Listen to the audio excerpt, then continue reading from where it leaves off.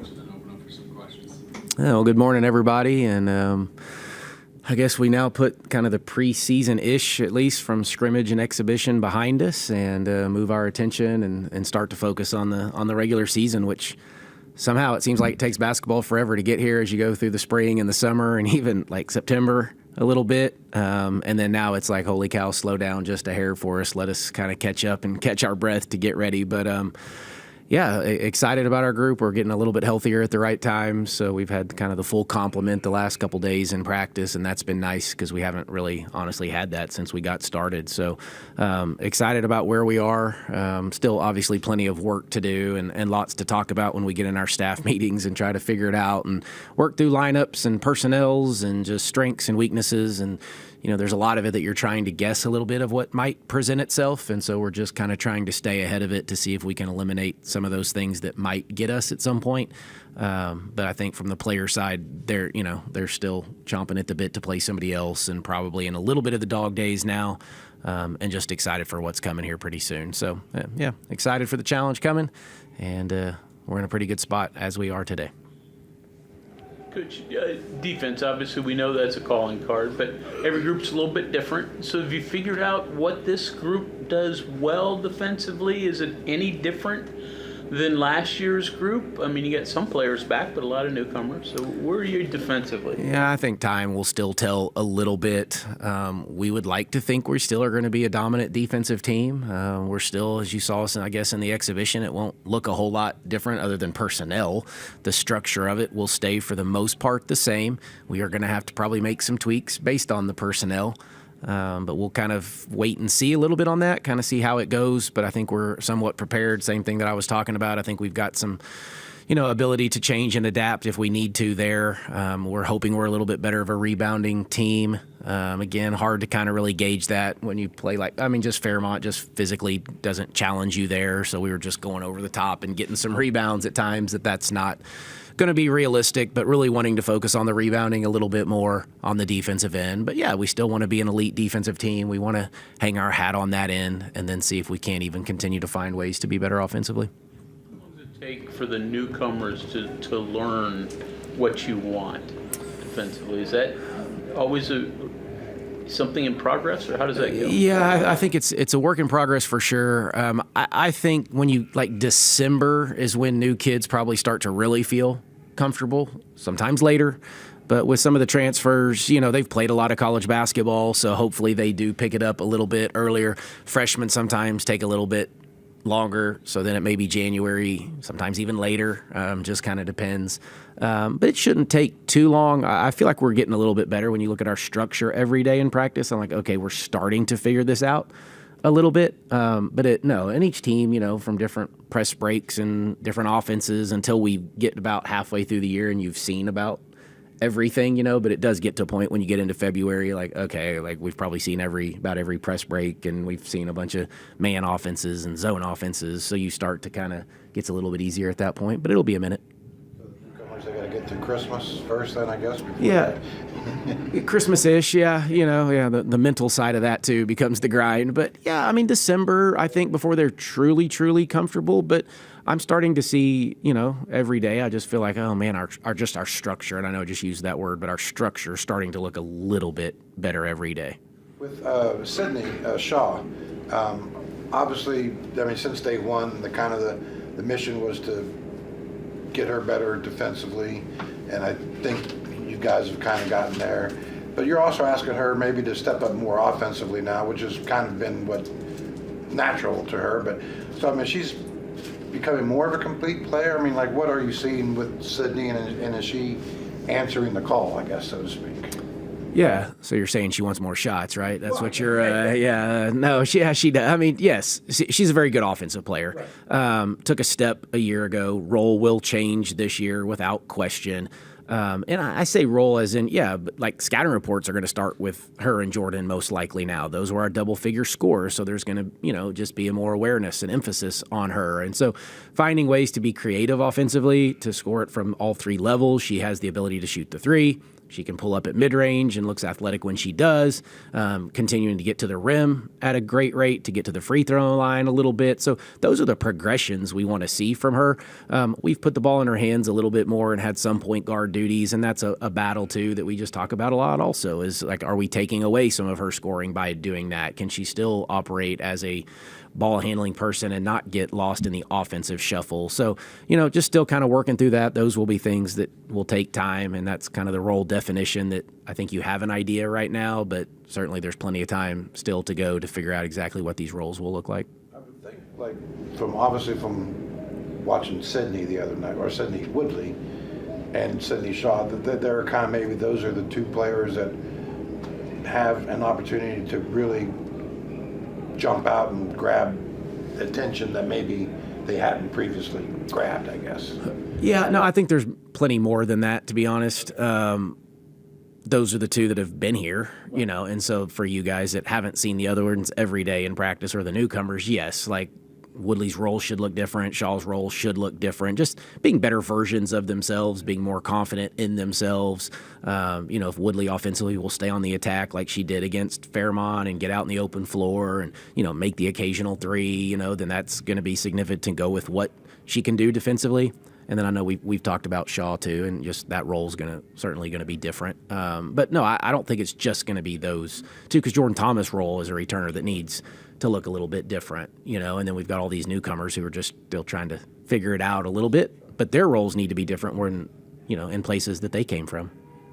Played 4 games in 11 days to start the season. Can you simulate those turnarounds in the preseason, or is that hard to do? Yeah, it's pretty hard to do. I mean, you try to do it through your early conditioning and those early September mornings when, at 6:30 when they're in here just running to run, and, and then the style of play probably helps us a little bit be in decent shape just because we get up and down and have to do that a little bit to play the way we do. So I think we're in a good place. We're not going to be in peak, mid-season shape yet, and we can rely on our depth a little bit. But I've thought through the 2 scrimmage kind of exhibitions that we've been pretty good in that area, other than our fouling. So maybe that might have something to do with fatigue. So we're gonna have to work on that one. You know much yet about the scout for Fort Wayne? It looked a little bit on paper they were good last year. Everybody loses a lot of people, but still. They did. Start that scout now? A little bit. I'll probably start it later today, of course. We do have a coach that's on that one a little bit. So, you do have more time, obviously, when it's the first team to do the little bit of a deep dive. But it's hard, trying to predict who's going to start. And they did lose a lot. They're used to winning, and that's a good thing. And they know how to win. A successful coach, so it's a good program that expects to have a really good year again. I think they finished second in the league a year ago. So in a quality league. So, yeah, we're getting a good opponent right off the bat, and that's exciting for us and our players, and they'll be excited for it. I mean, everybody's excited for opening night, so, I mean, you'd be crazy if you weren't. So I haven't done the deep dive to answer your question. That will start here over the next, probably later today after practice, and then into tomorrow, and then usually, 2-day preps are typically what we do, so like a Saturday, Sunday prep for a Monday game, and then that's the way the league works most of the time because you're playing on like Wednesday, Saturday, so everything's a 2-day prep, and that will be normal for us, and we'll get going with it, yeah. Absorbing that scout, again, with newcomers, of course, they've played college basketball for the most part, other than one. Is it hard for them to sort of absorb what you want them to absorb right away? Does that take a little while for them to figure out, or have they already figured it out? Yeah, I mean, they should have an idea of what scattering reports look like. If you've been somewhere, I'm sure it's a little bit different here. We are fairly in depth. We play different defenses. But the hardest part really right now is they're still thinking so much about what we do. Like, you have to be careful overloading them too much within an opponent. As the year goes, and what we do is kind of like, they're playing freely. When we get to January and February, then I'm not so worried about us, and you can probably give them a little more on the scattering report side. So we probably have to condense a little bit more this time of year, put way more emphasis on us, and then just try to, again, you're just guessing on what this team might look like because you don't have a lot of film. So do they play the same way? Will there be the same structure? Have they changed? What do these new transfers look like? How are they going to fit in? So there's a little bit of guesswork, which at the same time, so why sit around and try to guess too much about what they're going to do when you can spend a little more time on yourself? Was there anything about Riley's game that caught your eye? I mean, like you said, Fairmont, physically not a challenge, but from just the way you saw her play, was there anything that you said, oh, we might have something there? Yeah, the activity on the rebounding for sure, and yeah, we have some length, but I just thought she outworked them, and that translates. So outworking translates to going against size or anything else if you're willing to, to do those things. So she got, I think, 5 defensive rebounds, right? 5 offensive rebounds. So to do it on both ends, that's something we've challenged her with. She's been rebounding a little bit more in practice, but we keep that. And so we have a board, so she's always quick to let me know when she's got some tallies over there every day and that she's putting an emphasis on that. She didn't shoot it as well, I'm sure, as she would have liked. And didn't shoot it from the free throw line or the 3 particularly well, but still found a way to impact offensively, which she's a very good offensive player, has a great skill there. Still challenging her on that defensive end to, and she's doing a good job. But she's very smart, so her IQ gets her most of the time to the right places. So she'll have a big role for us. Yeah, I'm excited. The scouting report on her was she was a shooter, right? I mean, was her role, I guess, previously. Yeah, her freshman year, she led the Big East in three-point shooting. Yeah. Took a little step back last year. But, yeah, she has the ability to get hot and, can go in streaks, I guess, a little bit. Couldn't quite find it the other night, but she'll have game. She's going to make 4 or 5, probably 6 threes in a game at some point this year, I would imagine, because she does have the ability to do that. She's one of our green light shooters, and we kind of do that. So she's got the green light, and she's open. We don't question it because she has the ability to make those. But, yeah, excited to see and she's versatile. We can play her in multiple positions. So I'm excited for her. Well, that's her size, right? I mean, she's like, 6'1"? Yeah, she'll tell you she's 6'2". Okay. Not quite sure, but that's what she's going to tell you if you ask her. So Logan, Go ahead. you mentioned having to be focused on yourself here early in the season with so many new players in new roles and things like that. Does that kind of help not overlook maybe these first couple of opponents when you've got a big name program in Duke 4 games in? Does that kind of help that a little bit? Yeah, well, I think just the schedule in general is beefed up tremendously. And so, we get a quality IPFW team, and then it goes right to Kent State, who's supposed to win the MAC. So you're going like right off the bat. It's like boom, boom, like here we go. It's coming at us. Yes, we know Duke's down the line. We don't even talk about that. That doesn't even come up in conversation, to be honest. But just, quality opponents and programs. And it's so much about us right now, though, it's just so much about us. We haven't even hardly thought about a whole lot of other teams, and no disrespect to them. It's just there's so much that we have to do and get in. And, as the head coach, I keep going into work every day like, oh, my gosh, I need this, or I want one more option here, or somebody gets hot. I don't have something to go to them. I need to get that in. But then you can't overload them in that area, too, or we're not any good at the stuff that we have. And so that's the balance right now, is finding, time for us. And then as we get opponents now, how much is too much? Before you said Logan Johnson maybe had a little bit of Kaya in her. Now that you've seen her through the preseason, still a fair assessment? Where is she? Yeah, I think that's a fair assessment.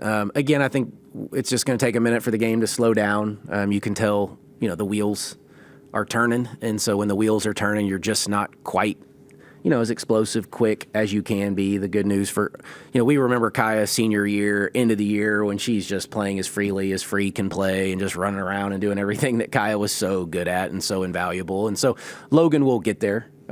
Maybe not there today, and that's okay. I don't know that I had that expectation, but just wanting her to keep every day, get a little more comfortable. So that athleticism shines through. But I thought she had a pretty good practice. I think it was yesterday, and she was flying around. She can get offensive rebounds, run through passes, getting tips, like those types of things, and then really let her defense kind of lead to what she can do offensively, because she can get downhill. She can get to the rim. You saw it a little bit in the exhibition game. Didn't finish at the rate that she wanted to, but there's some strengths there for sure.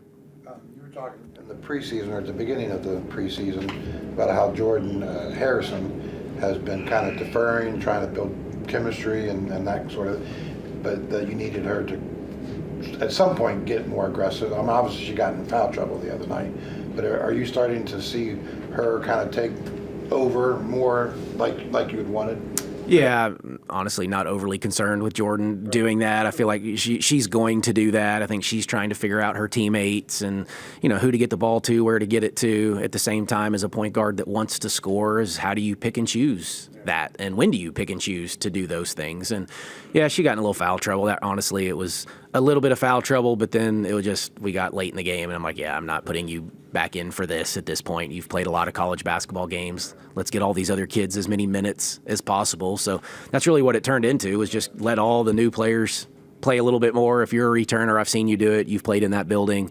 You've had success in there, so let's get them as many minutes as possible. So, yeah, I think Jordan's in a good place. I know she'll be excited for Monday and to take the court with her teammates. And, yeah, she's got a big leadership role in front of her, and I think she's relishing that.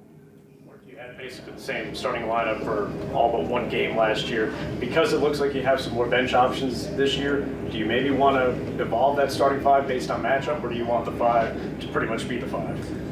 Well, I think for me, in the ideal world, you find your five and you pretty much stick to it and let roles be defined unless there's injuries, that happen. Obviously, if somebody starts playing better, then you're going to make that change. No, I think our rotation, though, is still completely open at this point, to be honest. I think there's a few that have probably locked in some positions and then some that aren't necessarily locked in. But as we're getting healthier now and able to practice with the full group, there may be some changes to the lineup at some point. But, the veterans have a little more knowledge right now too, and they've been in the program. So, as long as they're playing well, they should get the first crack at it, and then we'll make some adjustments as we get healthier with some of the new kids that start to kind of show their worth and prove their worth as they get a little more comfortable. Someone who saves sort of an Energizer bunny to bring off the bench to give you a spark with the first substitution. Well, yeah, I think it has to go together, for sure. And whatever that looks like. Do you need scoring off the bench? Do you want energy, spark? We talk in detail about that, and we have the analytics. And you can go to, there's 2 players you want to look at. How well do they play together? And then you can go to 3-player, and you can go to 4-player, and you can go to 5-player. Typically, though, it's not great data until you play 10 or 12 games, probably, to really, other than what your eye tells us in practice. Yes, energy, defending, changing the game, maybe continuing the momentum is something really important. You do want energy off the bench, though. That does seem to work wonders, but you also got to score. You can't just bring in everybody off the bench that doesn't, score it as well. Then you're going to be in all the energy and everything, all the momentum you've created just comes to a crashing halt pretty quick. So a lot of thought goes into it, honestly, like who plays well together. It may not always be your best 5 scorers or players. It may be roles. Some kids mentally are, enjoy coming off the bench, and there's a beauty to that as well. It's different, but that's okay too. Coach, a change of subject question here. Obviously, Ross is coming into his first year on the men's side, making that jump up from mid-major to Big 12 like you did a couple years ago. Is there any kind of thing that you took with you from that first year after making the jump that helped you out that first year, or is there any? I'm sure there was. Maybe you passed on to Ross, maybe. Yeah, I don't know if I've been giving Ross a ton of advice on how to do the job. I think he's got a pretty good grip on it. I mean, obviously he's a fantastic coach. He's got a great staff. I've been to a handful of parts of practices since they've been here in the summer, and they're doing a great job. Their energy is phenomenal. The culture they've built really quickly is, it's lasting. It's going to mean something. You guys will see it when they continue to play and get better too.